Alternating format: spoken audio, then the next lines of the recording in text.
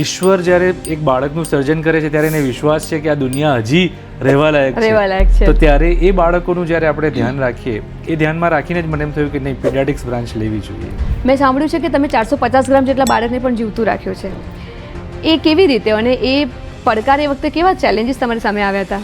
એ મુસ્લિમ Bengali patient હતું, Okay. એટલે એના પપ્પાના જ શબ્દો હતા કે અલ્લાહ ને 2 ઘંटे दिए इसको तो ये जिएगा, इसके लिए मेहनत करो, मेरी बेटी जिएगी એમ કરીને, આપ સાબકો બોલા લો. એટલે એમણે મને એવું કીધું અને ત્યારે મને એમ થયું કે હવે 2 કલાક થયા છે અને હજી પણ બાળક જીવે છે, શ્વાસ શરૂ છે, હૃદય શરૂ છે, એટલે આપણે જઈને મહેનત કરીએ. આજે એ છોકરી નાઝનીન 7 વર્ષની થઈ ગઈ છે વાહ. અને બિલકુલ નોર્મલ છે. તમે ને હું બંને જાણીએ છીએ કે ક્યાંક એવા પણ પેરેન્ટ્સ છે કે દીકરી હોય તો ભાઈ નથી બચાવી, અથવા મને એવા પણ આવે છે કે નથી ટ્રીટમેન્ટ કરાવતા સર, દીકરો હોય તો કે શર્ટ પણ વેચીને જીવાડો એને. તો આવા તમારી ત્યાં આવા ચેલેન્જીસ આવે છે? આવા તમે કેસીસ જોયા છે?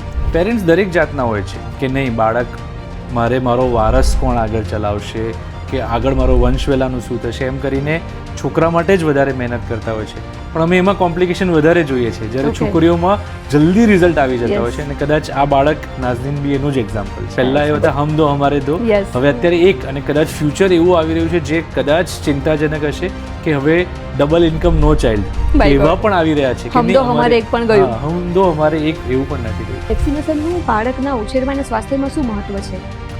શું વેક્સિનના મહત્વની આપણે વાત કરીએ તો એક સિમ્પલ એક્ઝામ્પલ જ ખાલી આપણે લઈ લઈએ. આજે તમે રોડ પર જઈ રહ્યા છો 2 વ્હીલર પર, હેલ્મેટ પહેરેલું છે અને નથી પહેર્યું, એ 2 વસ્તુ છે. ઓકે.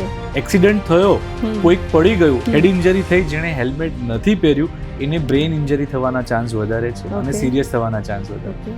સેમ વેક્સિન માટે સુરતથી મારો પણ નાતો છે, પેરેન્ટિંગ ફોર પીસ જે માધ્યમથી. સુરતની આખી ડૉક્ટર્સની ટીમ, મને ખબર છે, હું ક્યારે પણ અડધી રાત્રે ફોન કરું તો દરેક ડૉક્ટર્સ હા બેન શું અથવા, એટલે એ કહેવાય ને કે ડૉક્ટરે ભગવાનનું સ્વરૂપ, એ મને જોવા મળ્યું છે.